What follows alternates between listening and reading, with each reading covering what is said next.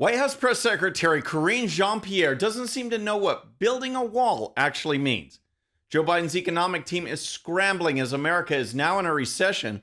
Plus, Democrats are panicking as illegal aliens are sent to their cities. All that and more. I'm Bobby Eberle. This is a 13-minute news hour. And God bless the United States of America.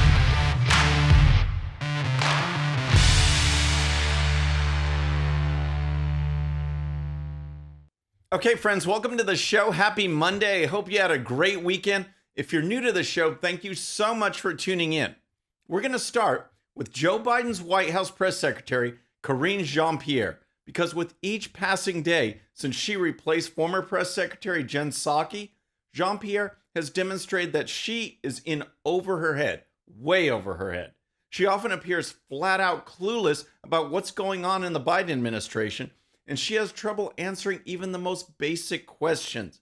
The White House loves to brag that she is black and a lesbian, but how does that make a person qualified?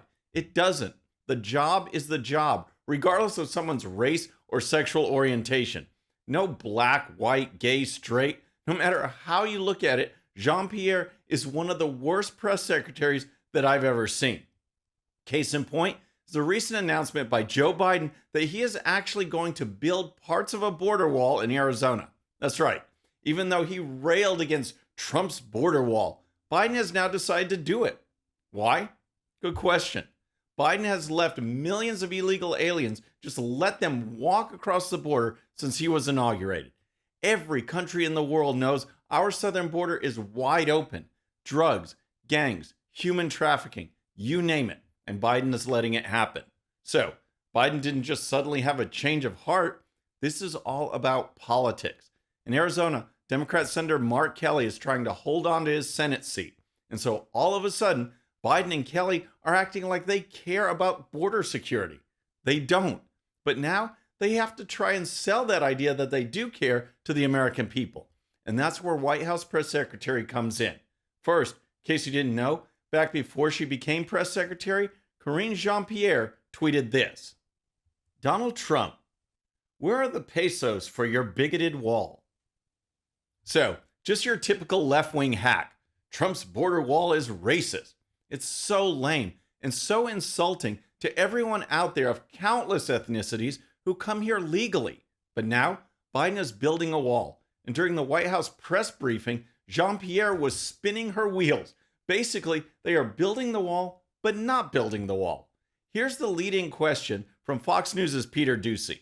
On another subject, why is the Biden administration building a border wall in Arizona? Simple enough, right? Biden is building a border wall in parts of Arizona. Why is he doing it? Here's the response. So we're not finishing the wall.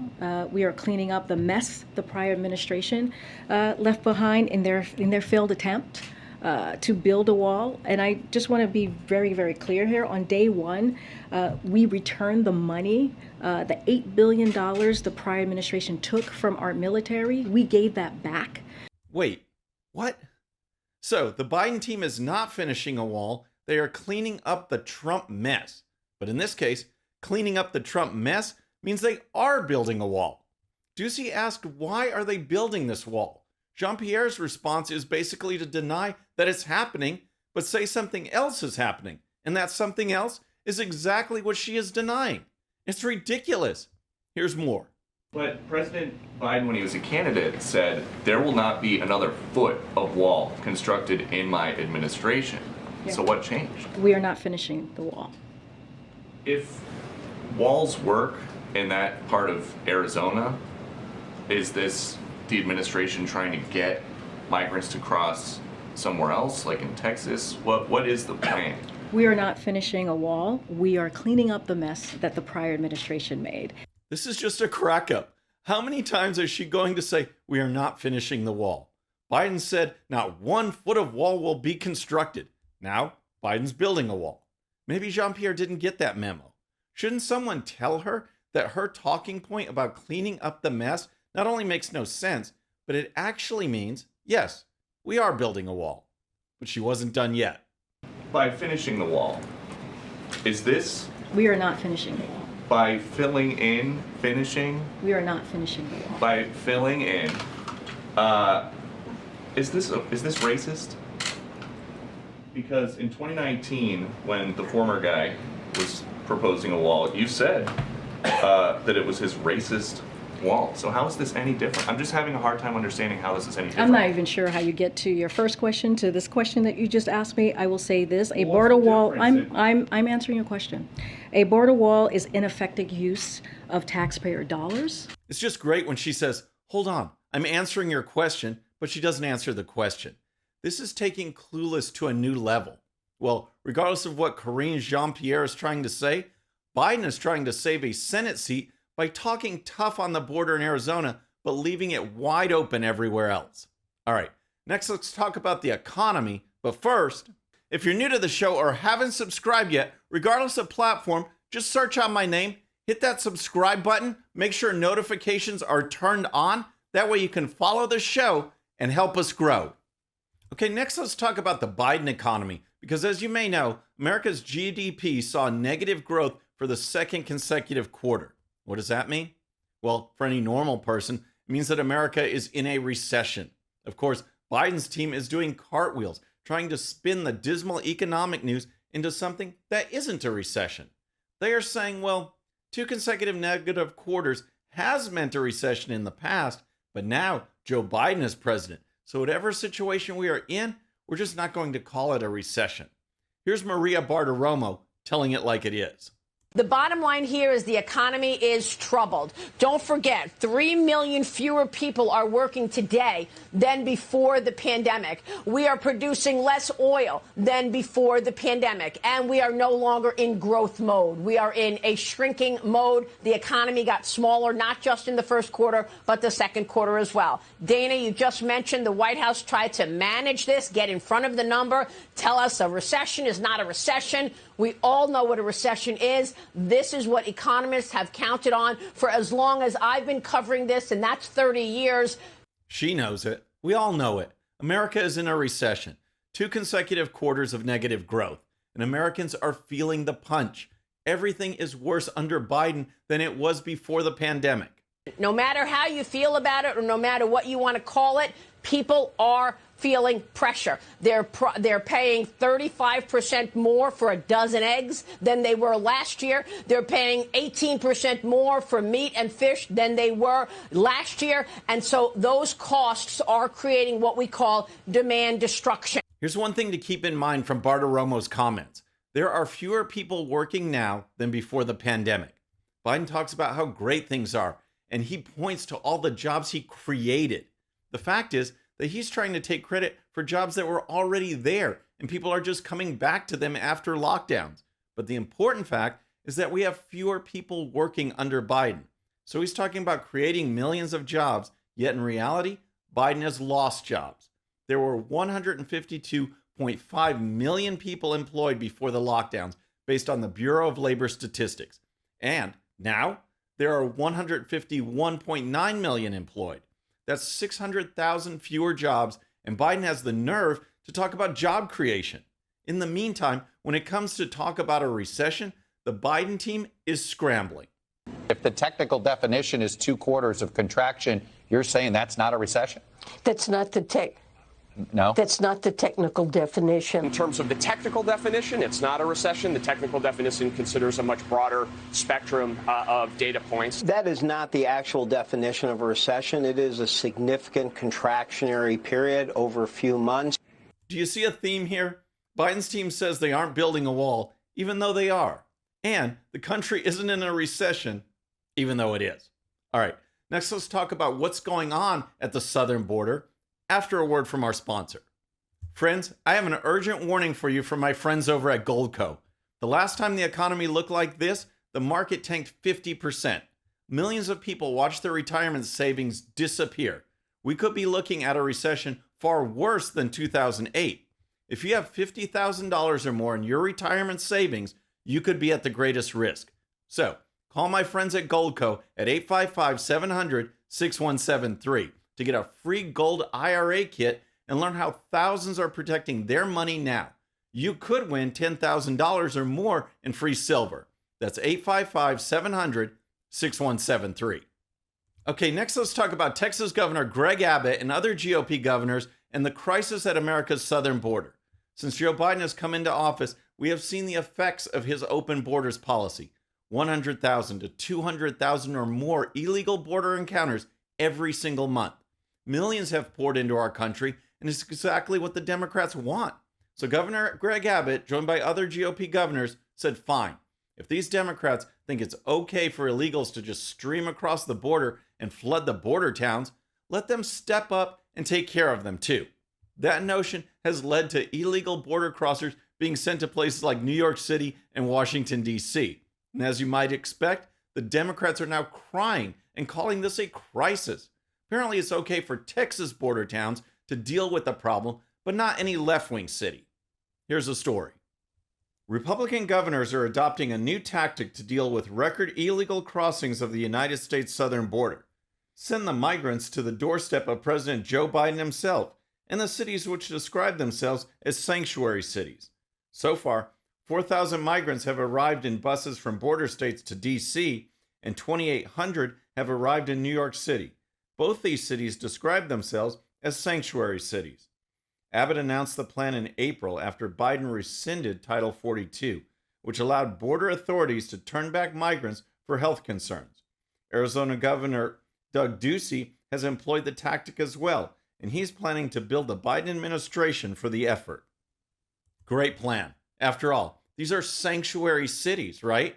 Places where illegals can supposedly come and be cared for and not be subject to deportation or policies that are meant to safeguard Americans or enforce federal law. How's it working out? Here's more. Texas was sending a half busload a day in April, but has increased the frequency of the busloads in recent days.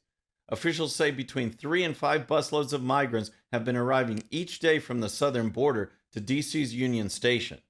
Faced with an influx of illegal immigrants straining their city's resources, the mayors of Washington, D.C. and New York City are turning to the federal government for help.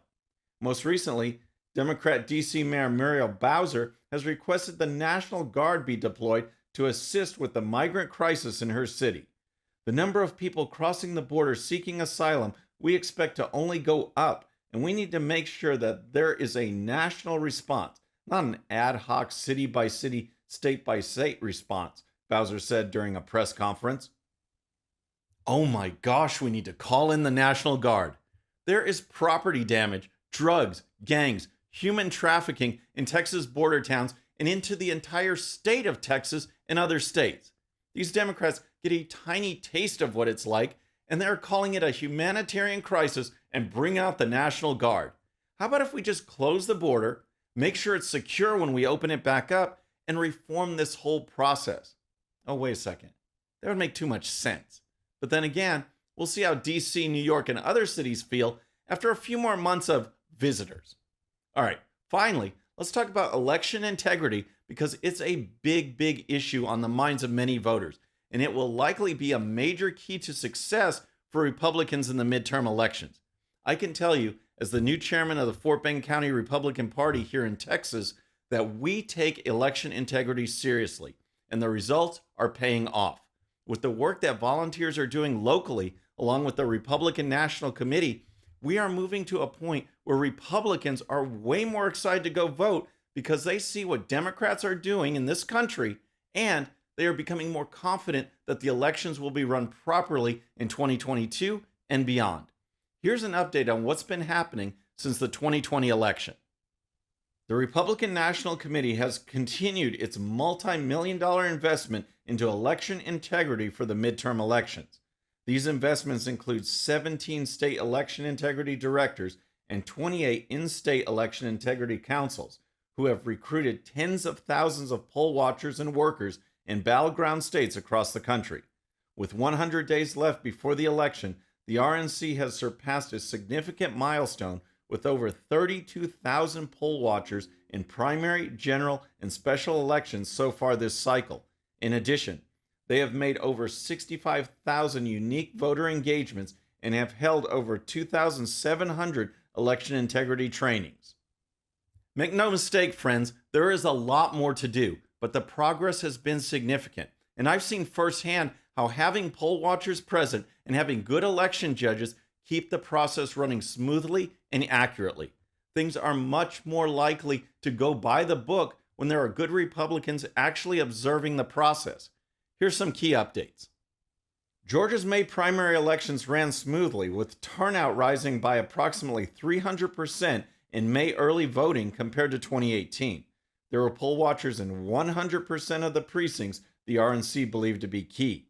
In Texas's March primary, the RNC also secured 100% coverage in the precincts they believed to be key. With the exception of Democrat-run Harris County, elections ran smoothly statewide and voter turnout skyrocketed. In Virginia's 2021 gubernatorial elections, the RNC also had 100% coverage in the precincts they believed to be key, with thousands of poll watchers spread across 37 key counties. So, my message to you today is go out and get trained. Help out as a poll watcher or election worker. You can really, truly make a difference. We've seen the results, and we need more people involved. The Democrats are going to be fighting like crazy during this election cycle. We need to be ready, and we owe it to our system of government to make sure our elections are secure. Friends, that's our show for today. I hope you enjoyed it. And don't forget, if you're new to the show or haven't subscribed yet, regardless of platform, just search out my name, hit that subscribe button, make sure notifications are turned on. That way you can follow the show and help us grow. Thank you so much for tuning in. Our next show will be Monday evening at the usual time. Until then, I'm Bobby Eberle. This is a 13-minute news hour.